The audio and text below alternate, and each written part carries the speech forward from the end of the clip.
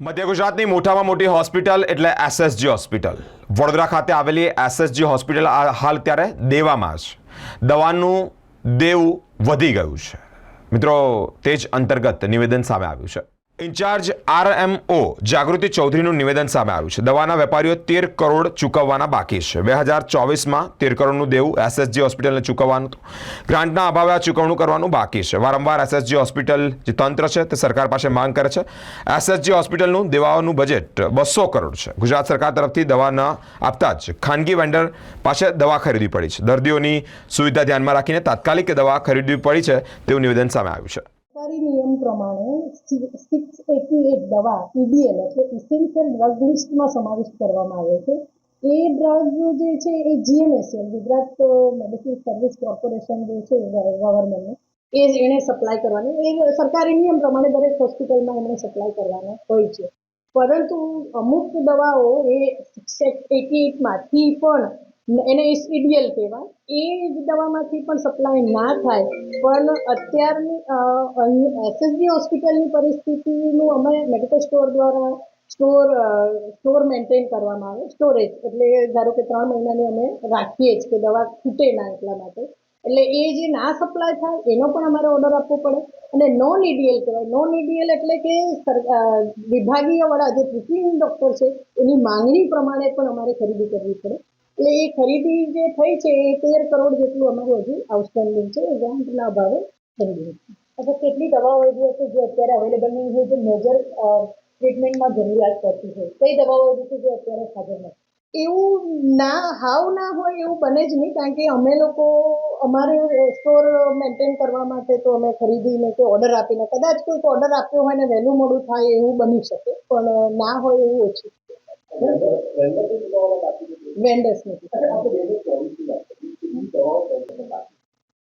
કેટલી દવા લે અને તો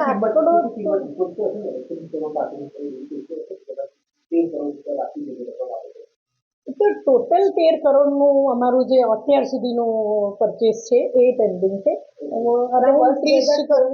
એમાં પાછી અલગ અલગ ગ્રાન્ટ આવતી હોય છે. તે આરડીડી આપે છે, જીએસએસ છે એટલે જનની સુરક્ષા એ છે, પછી કોક્લિયર સ્કૂલ હેલ્થ એની જે ગ્રાન્ટ આવે એનું અલગ અમારે એનું પેમેન્ટ થઈ જતું હોય છે.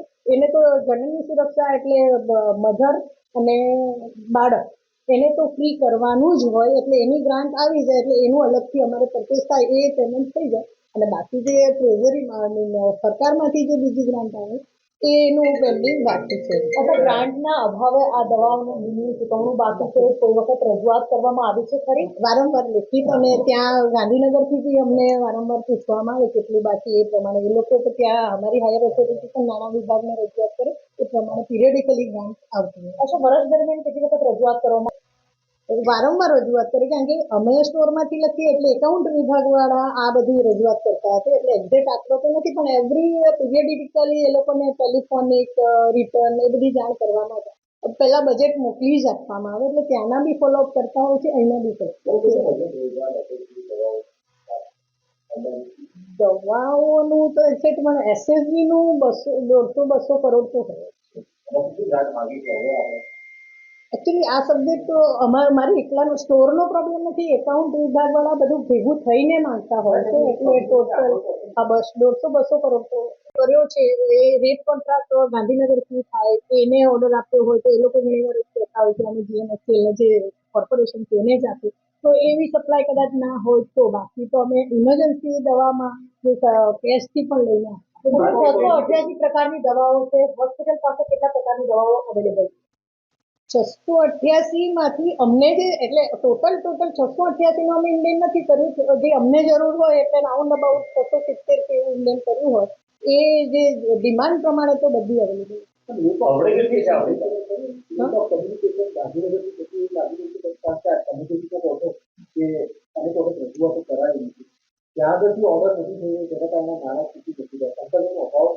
ના ના, સંકલનનો અભાવ એવું નથી. અમારા ડિપાર્ટમેન્ટને બી નાણાં વિભાગને કહેવાનું હોય એટલે એ જે લોકોનું જે ફંડ ફાળવવાનો જે પ્રક્રિયા હોય એ પ્રમાણે પિરિયડિકલી ફાળવતા જ હોય છે. હવે મોસ્ટલી આ જે ગ્રાન્ટ આવે એ હવે ડિસેમ્બર એન્ડમાં આવશે, એટલે હોપફુલી કે આ અઠવાડિયામાં આવી જાય. અને પછી 3 મંથની આવતી હોય છે. જે તો કેવું છે કે નથી એવું તો નહીં, જે પણ દવા હોય એનો ઓર્ડર કરેલો જ હોય છે અને સપ્લાય થઈ જાય છે, એટલે કોઈ દર્દીએ દવા વગર જવું નથી પડતું, મોસ્ટલી તો નહીં હોય છે.